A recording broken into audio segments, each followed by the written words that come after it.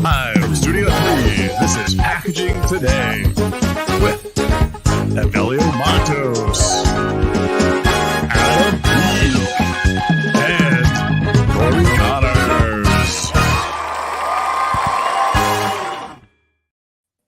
Hey, what's up, everybody? How's it going? It's yeah, we are pumped. Oh my gosh, we gotta bring the juice today. The juice is loose. Good morning. Hey, what's up, man? So we got we got Cory Connors at Corrugated on the TikToks, Sustainable Packaging Podcast. We got Adam at Packaging Pastor on the TikToks. Yes, and host of People of Packaging Podcast. And you got me, Evelio Mattos, host of Packaging Unboxed. Yeah, there's some crazy stuff going on. We got a lot to cover. So first off, Cory was at Taylor Swift this weekend. Yeah, no, my wife and daughter were, and they had an amazing time. Evelio and I got to go out to Korean barbecue, which was quite an experience. Yeah, really enjoyed it. It's pretty good. The table's on fire. It was nuts. Now I'm mad. Now my energy was on high, and now it's like, wow. You're like, we talked about it last without Evelio and I. We got to go to Korean barbecue, and you just suck my energy level right down. Yeah, Chris, it was there. It was real, and now it's not out of the room. Yeah, my buddy Chris Branch. If you want to learn how to do mid-journey artificial intelligence, check him out. He does some good stuff. We got don't pull muscle. That's right, dude. We're at that age where muscles do get pulled for nothing. Yeah.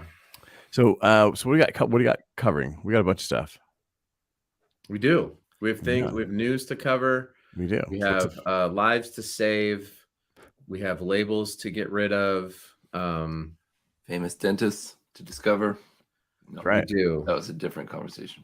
That was. But we do. All right. So what do we got? We got. What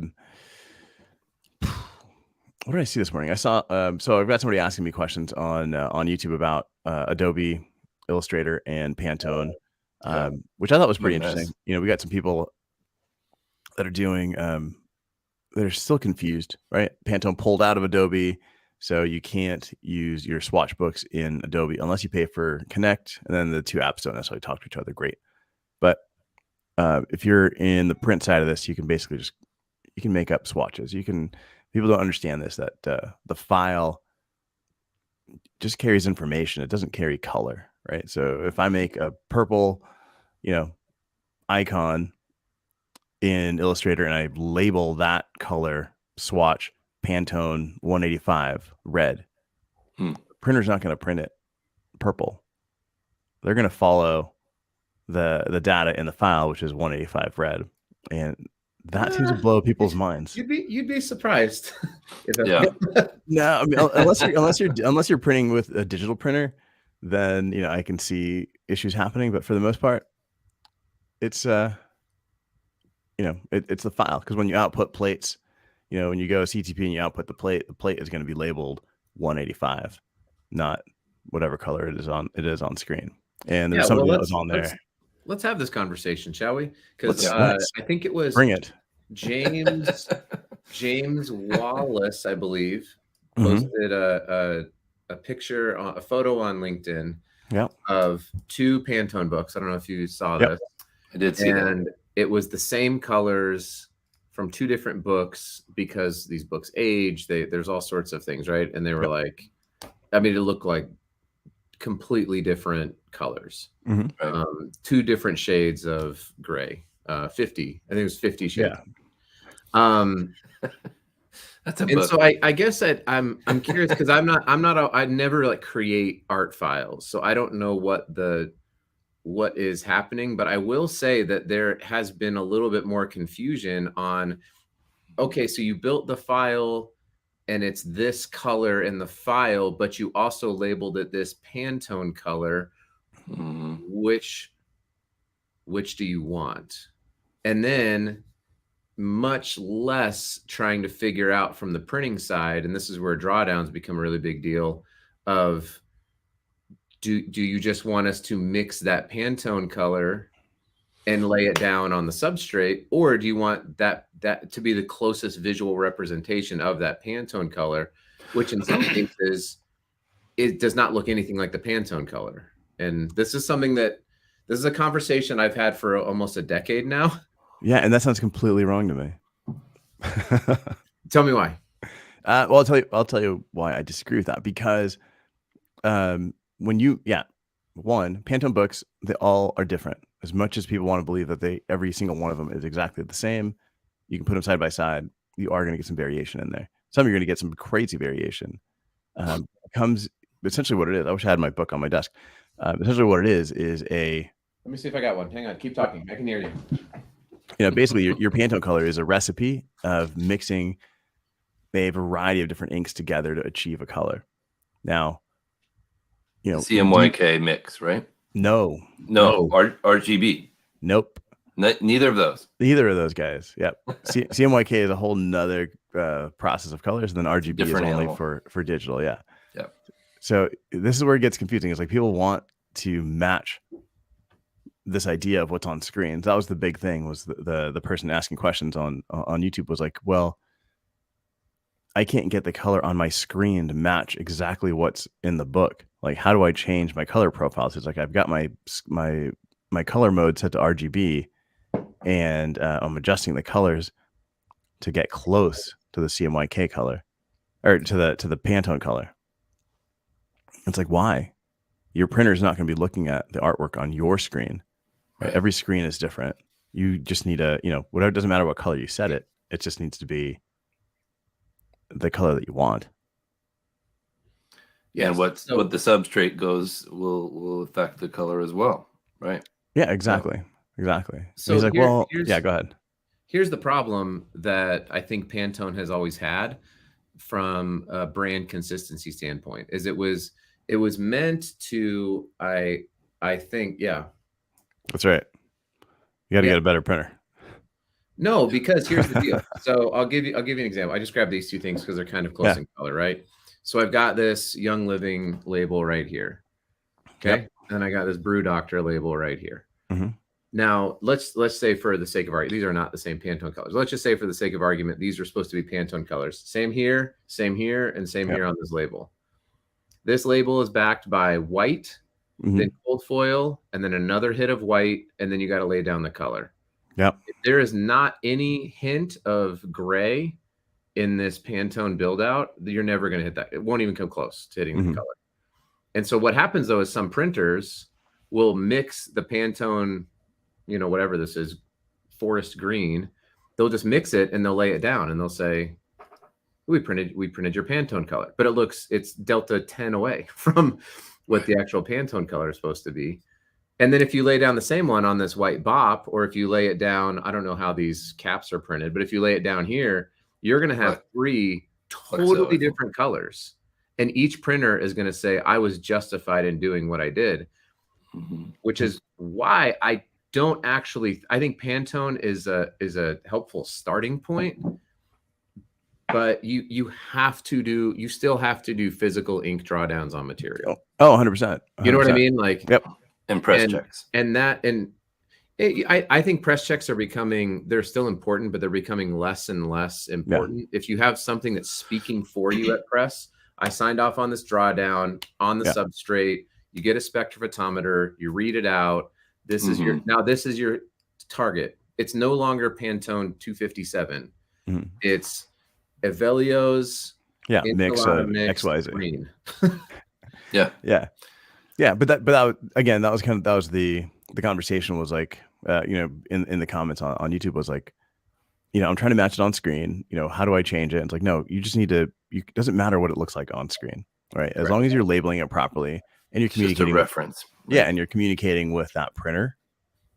It's important that you explain. Yeah, we're printing it on craft versus white.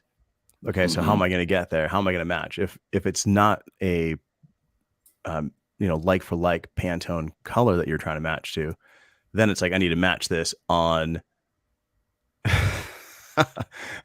Tommy Bonnie's getting fired up over here. Let's go, go Tommy. This is actually how Evelio and I met.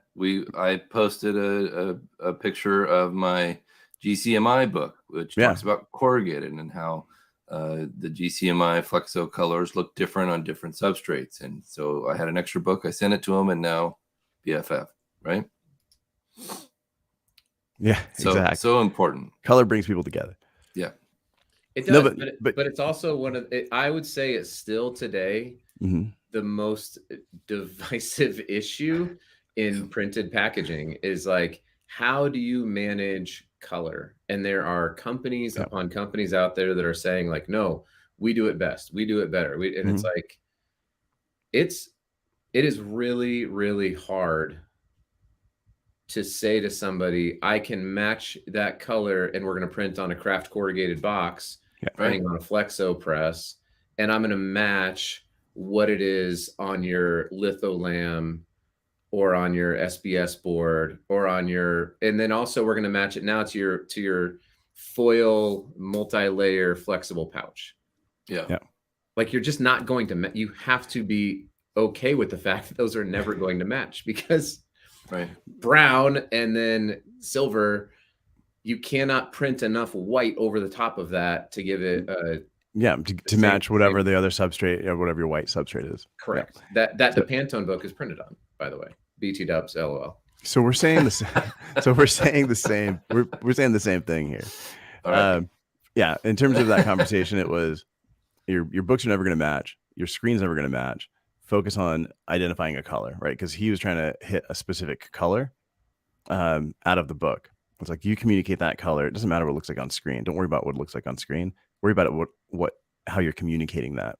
And then if color is so critical on this project, then you have to go to a drawdown, right? And it's not just any drawdown. So here's the conversation I have with clients all the time is, yeah, you can ask for a drawdown from a printer, but you have to make sure that it's a drawdown on the right substrate and that you're not doing, sometimes you're doing digital proofs on like a, on a huge Epson that's fingerprinted to an offset press. And I typically work offset or flexo.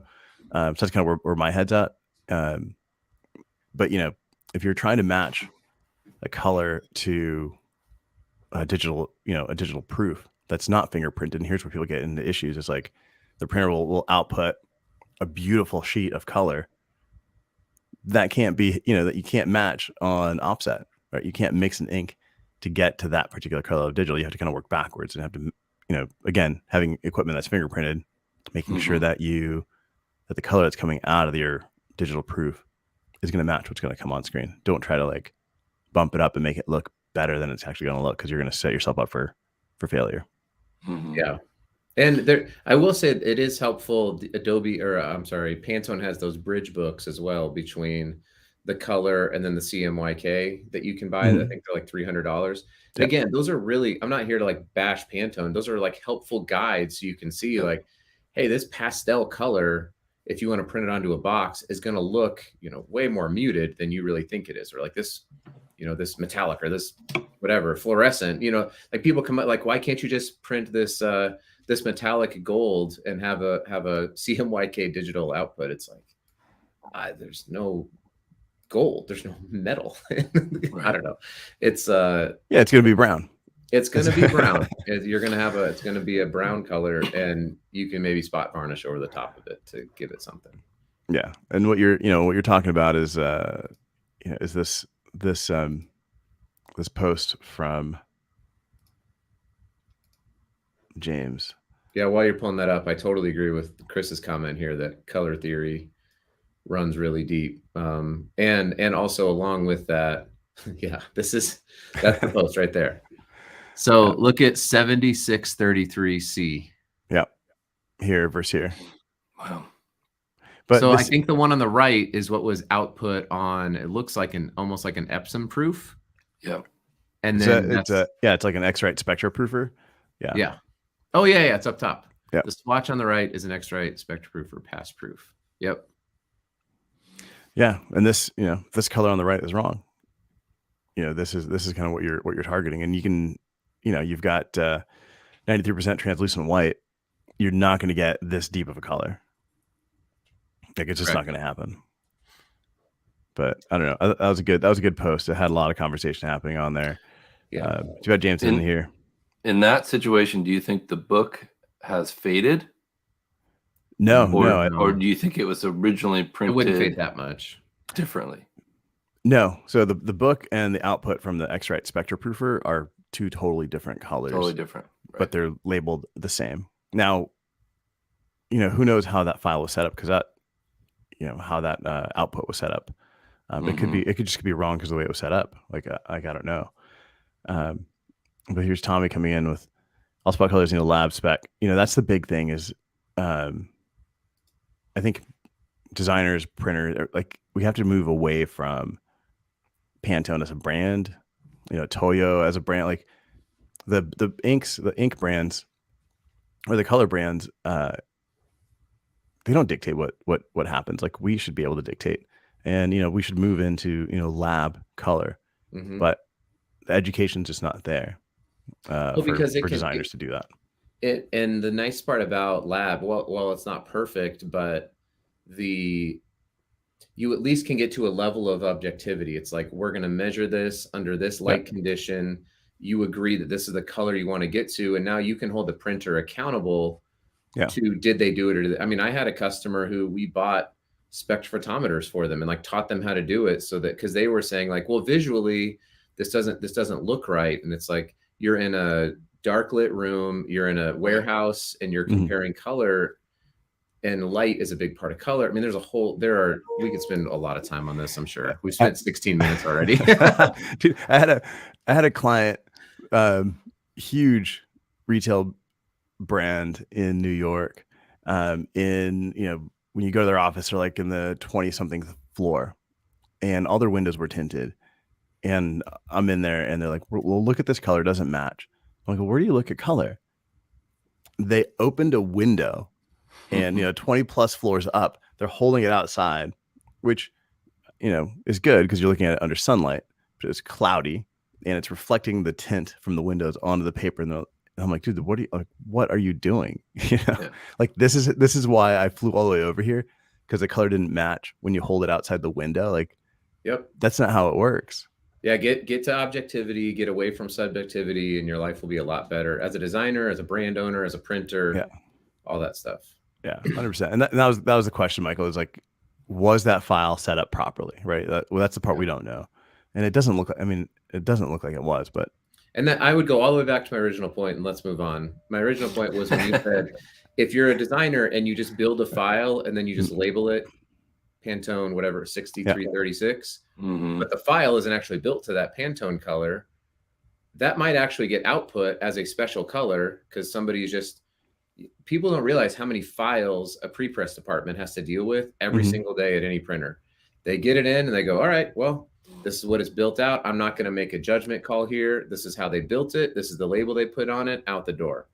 It happens. I'm telling you, it happens. If they're setting up the file properly, if you're creating a spot color in Illustrator or a spot channel in Photoshop, and you label it Pantone 7633C, when that out, and if the color is green, but it's labeled 7633C, when the printer mixes the ink, they should be targeting this pink. Like that's kind of the goal. Like I know, like when I'm doing like embossing or spot UVs or any specialty offline processes, I'll create a random color that doesn't exist in the artwork as a spot channel, right? I'm not expecting them to print it bright yellow if it's like a spot UV. It has happened, but that's not. Yeah, I know. Yeah, but I'm saying in this, you're right. It does. If it's green or if it's purple, yeah, that's a big deal. But if it's just both, like, if there's no alert to say, hey, this isn't the right color, because they're just outputting. Like when a pre-press department is looking at the files, they're not checking to make sure that like the ink is built to the Pantone color that is being called out. They're looking for, trapping issues. They're looking for layout. They're looking for a lot of things, but they're not going through every single color and checking it with their own Pantone book to make sure that the shade is correct.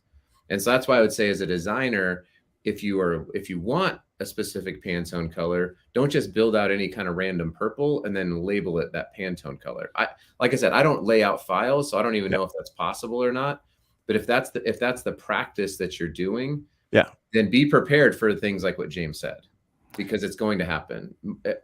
I mean, yes, die lines have printed before. Not if you're going offset. or Flexo, where they're actually mixing a physical ink. Yeah, no, when it comes to mixing the ink, they'll be like, hey, this is off. But at that point in time, you got to think about it. When they are mixing an ink to go onto press, if you're finding the error, then you have material, you have time. You're probably going to be 2 or 3 weeks late now. But it's not an error if you've labeled the file, the spot color, as 7633C, and you know your pressman's mixing ink to 7633C. Then it's not an error. If it looks like it's green on screen, it'll still be pink when they mix the proper ink. I get that down, but I'm saying, like, if you get a proof back that does not look like 7633C because it just came from the pre-press department, don't be surprised when the proof looks like what it is that you created your digital file to be. That's what I'm trying to say, is because we have probably at Myers, we've probably 2,000 different colors that are like, there's no possible way to just keep on looking at all that stuff, because they're processing 50 to 100 files a day, just cranking through them, right? It's like, you output the file, you get it there. Now, when you go to sign off on the proof, you want to ask the question, hey, this doesn't look like 733 whatever C. I just want to make sure that this looks darker than my Pantone book. Oh, okay, great. We'll make a note. And then you're going to be fine, right? I'm not saying that down the road it's going to be a problem. Yeah. Just expect that problem to arrive if you don't build the file to be 733C. Yeah. If you're sending files, it's important to have those conversations. It's important to have a conversation with your printer at every step of the way. I think that's the critical part here. Yep. Did you guys know I have a podcast? It's called Sustainable Packaging with Cory Connors. I'm trying to change the subject. We've talked about we're changing. We're changing. Sorry, dude. I get heated. Venus lube. This is actually an incredibly important conversation. I am so impressed with the knowledge in this group, and I think it's critical that we discuss it. But yeah, let's move on. All right, Tommy, we should have you on to talk about this. Yes, Tommy, you're on next week. All right. So what do we got here? We got other stuff happening. We got Crate. Yes, the wine with no labels. That has a label. That has a label on the neck. Fascinating. Interesting idea. Lots of press about this. I like it. I think it's cool looking. Minimalist. Yeah. I know people were excited about it. Yeah. All the neat things. The corrugated. See, and that's an example of how corrugated can be totally different color than you might think. It's almost Cory, no, we don't need to go back there. We've exited. No more color. No. Hey, Evelio, go back. That was I'm talking about substrates now, not ink. Although Cory segued and then tried to unsegue. Hey, go back up to the photo. Go down now. Go down. Dang it, I can't drive. Up the box. There we go. Yeah. Okay, so I think, like, hey, if this is going to be how you're going to have your brand roll, I don't think that's necessarily. I don't think it's wrong. Like, sweet, go for it. No label, no glue, no paper. Like, yes, it does. Like, it does all of those things, but the actual impact of those things in the overall wine manufacturing process is insanely low. Like, it's like if you said, hey, I'm saving 25 cents a month on my cell phone bill because I got them to waive this one fee. It's like, yes, that will add up over time. That 25 cents is going to become, I don't know. I went to public school, so however that is in a year, $3, right? It's $3 in a year, and if you put that $3 into a savings account that yielded X, and not in Silicon Valley Bank, it's going to be worth almost zero. But if you put it in another place, then maybe by the end of your life you would have $150. It's like, you'd have $150, but oh man, is that so? To me, this is marketing. It's not sustainability. Like, sustainability would be remember those bottles that are made out of 100%. I had the guy on my podcast. They're like it's 100% recycled PET bottle. Mm-hmm. It's kind of flatter, and so you can fit more onto a pallet. Yeah. I'm so sorry. I'll have to look that guy's name up, but all right. like stuff like that to me is like, okay, that's like there's a real sustainability message there. Yeah.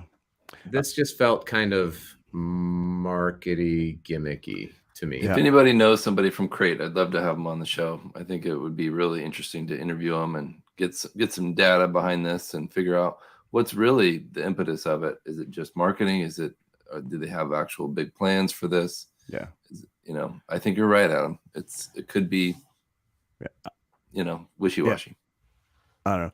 You guys, I got to hop off here in a minute. So I got to jump on a call, but this Crate from a user experience standpoint, I'm not a fan of like walking down the aisle with my phone out to scan a QR code to then go to a website or a landing page to learn about, if I'm picking out something to drink, I base it on the packaging and the label and maybe the information or the brand. So I don't know. And maybe they don't sell this at retail. Maybe they just sell this via e-com and it shows up and that's it. Garcon Wines. Thank you, Chris Branch. Yes. Appreciate it. Yeah. Yeah, if it's e-commerce, then whatever, right? Yeah, then it's then it's in your wine cellar. Like, mine downstairs, I've got a big I don't have a wine cellar. You don't have a but you're famous. That's right. Being famous packaging people is like being famous dentists. Nobody cares. Nobody. Yeah. That's not even your family. They're like, that's next week's show. It's almost like you have to apologize. Like, what do? You're like, I host a packaging podcast. You're like, what? You're like, it's fine. Don't worry about it. I'm a senior vice president of sales. Like, well, hello. It's like, right. 100%. Andrew and Brandon, 100%. Labels are important to this particular purchasing experience. Right. It makes a difference, and the difference that it makes in sustainability is pretty low. Says the guy working for a company that prints wine labels now. Come on, Brandon. You're better than that. Sus. All right. I gotta run, guys. You want to stick around or do you want to go ahead and wrap this up? This has been wonderful. Thank you. Awesome. Guys, thanks so much. Keep putting comments in here. We'll keep checking back. Appreciate it. We'll see you guys next week. This was a good show. Really had a good time. Thank you. Live from Studio 3, this is Packaging Today with